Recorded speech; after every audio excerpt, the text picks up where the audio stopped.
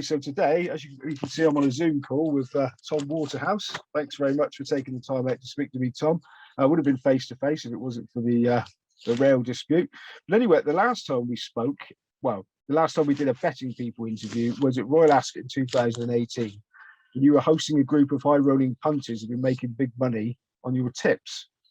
4 years later, you've relocated to the UK and you've launched Waterhouse VC. So what's happened in the meantime?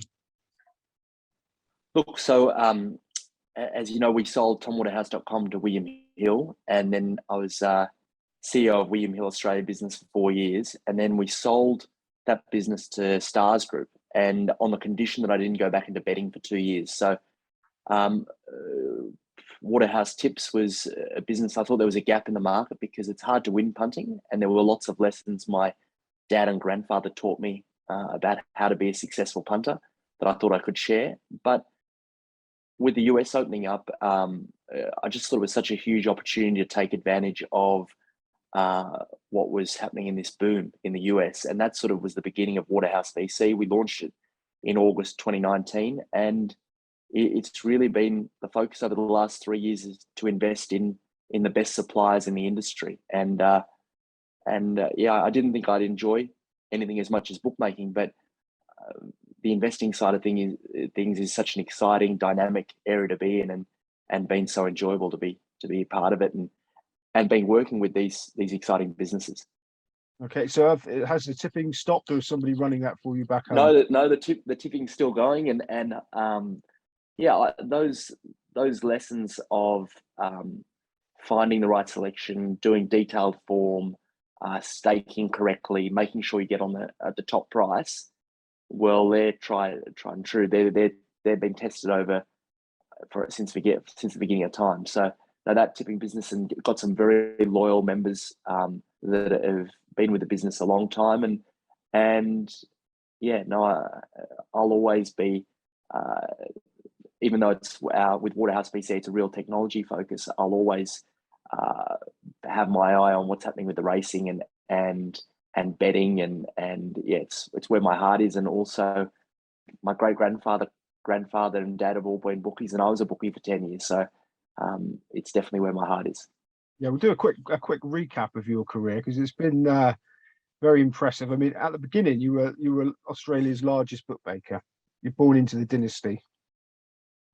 Yeah, no, it was incredible. Like I thought, how good is this? I've learned from my grandfather and my dad. They gave me a blueprint of how to be a bookie, and by 2008, I was turning over $300 million a year, and thought I'd be doing it forever. I thought this is the best job that you could possibly ever have. Go to the race a few days a week, bet huge. It's like being in high stakes poker, day in, day out, and then the world changed. Obviously, iPhone came out and 3G internet connection, the advertising laws changed in Australia, and what was an incredible business turned to being a very different business by 2009. And that sort of shifted to us going online and starting TomWaterhouse.com. And yeah, and that was a roller coaster ride for the next few years, and then sold it to William Hill. We were the fastest online betting business in Australia, and it grew so quickly, 100 customers to 250,000 in 18 months.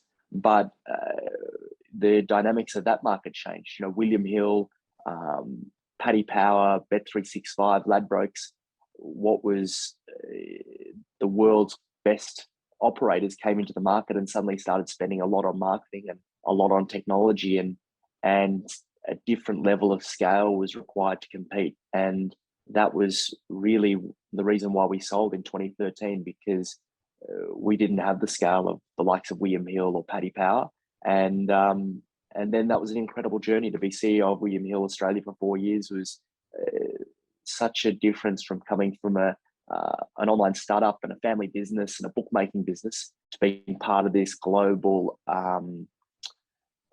gambling corporation was incredible. And to be able to work with the very highly intelligent, skilled executive team there, and also the board, like you had the who's who of UK business on that board, and so there was just such amazing learnings over that period of time. And and feel very lucky to have had that journey. It's a very different journey going from sole trader, family business, online startup to corporate CEO. They all have big advantages and have a different edge of why they each can be successful, but they're very different in their own way and have very different dynamics. And it was nice to see those different dynamics during that period of time. Yeah, because you've managed, it appears you've managed to just stay ahead of the downturn each time. You've spotted it coming and you've jumped forward to the next level. Is that some sort of talent you think you've got for seeing what's around the corner rather than trying to fight the tide as a lot of people do? No, I don't know. That makes it sound a lot better than it probably was. It just things change quickly, and you sort of hope that they don't, and you can pretend that they're not, but the numbers don't lie. And I guess that comes from my dad, especially being very analytical and analyzing how your business is going and making sure that it's on an upward trajectory. Well, when things start to change and it's not, you've got to, I guess one of the biggest lessons is you've got to be nimble, but you've also got to manage your costs, that you're able to change quickly and change direction and be able to basically trim your sails when the wind changes direction. And if you've got a lean business and a lean cost base and you can pivot quickly, where when you've got huge overheads and you're relying on current thing for things to keep going, it becomes very difficult to change.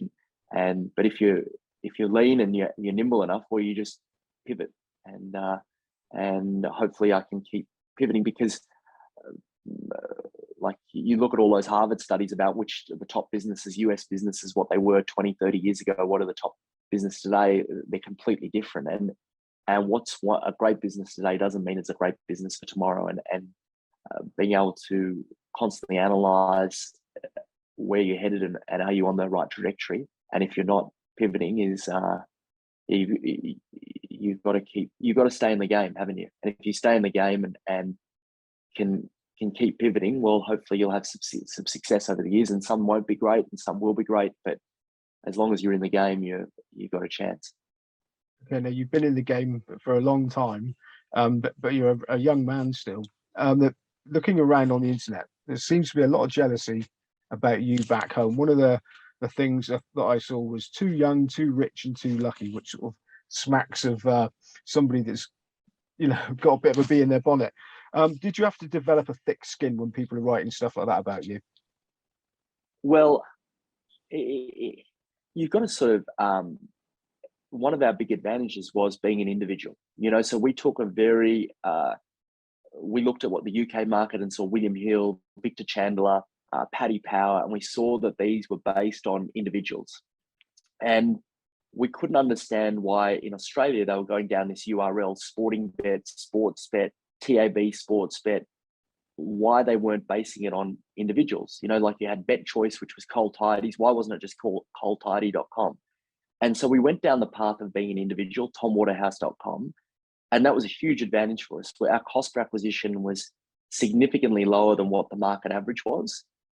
And that turbocharged the business, that we were able to grow really quickly. Now, if you can take the benefit that you can grow your business quickly by putting your name out there, you've also got to take it on the chin, haven't you, when there's backlash. And I always had that in my mind. I'm like, well, if I can take all the positives of being able to grow the business, well, I've also got to have thick enough skin to be able to cope with if there is backlash. And also it's an industry that's not everyone's cup of tea. I love betting and gambling and I've grown up in it, but not everyone loves it. So if you're putting your name out there and face out there, I I was always comfortable with it, because I went, well, I'm comfortable with the benefits that come with it. But yes, and I never really have thought, oh, well, they're tough on me or they're not. It's just the way it is. And I heard at Royal Ascot that you were the man that introduced best odds guaranteed. I believe you call it something slightly different in Australia. Was that correct? Well, I've foolishly I did introduce it in 2008.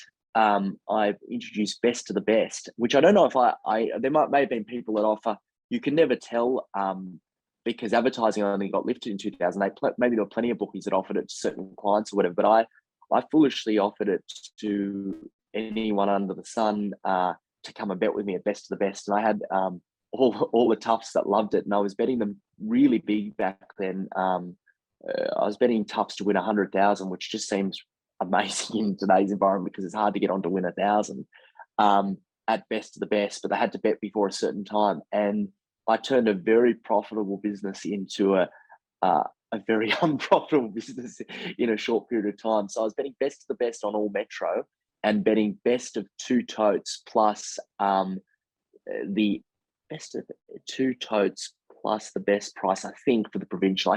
Look, it's 14 years ago, so I can't remember exactly, but I bet that for like 6 months and found it really hard to win at it. And then I went back to just betting best luck and best tote, but at the time when best luck was a good market anyway, it was 105, 106% at best luck. So it, but yeah, I foolishly introduced that to all my clients, and it was no good. But the genie's out the bottle now, isn't it? Have the other bookmakers? I guess you've got to your point again, you've got to try stuff, haven't you? You've got to try, whether it's marketing, whether it's product offering, whether it's technology. You've got to keep trying stuff and have the courage to try it, but also the courage to stop it. Because I felt really embarrassed introducing it to my clients and then having to call them up and say, actually, I can't offer it anymore. But if I didn't do that, well, I probably would have been out of business, So you've got to have the courage on both ends. Have the other bookmakers and your dad forgiven you for that? Look, I don't know. I think that it's interesting. In 2008 to 2012, the pricing got very competitive on trying to win clients, and you even found the corporates were getting very competitive. But you've seen in the last 3 years in Australia that the market in terms of pricing has got far less competitive. So the margin or the overround in Australia is dramatically increased as the taxes have increased. And so the average margin you can see of the operators is well up over around 5% over the last 3 years. And so you're seeing those tax increases get passed on to the customers. So it goes in cycles. My grandfather always said that to me. He's like, look, it goes in cycles in terms of taxing, in terms of like regulation, in terms of amount of money and punting.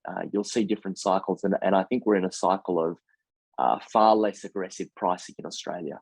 But back in 2008, we're in a cycle of aggressive pricing, with all new entrants.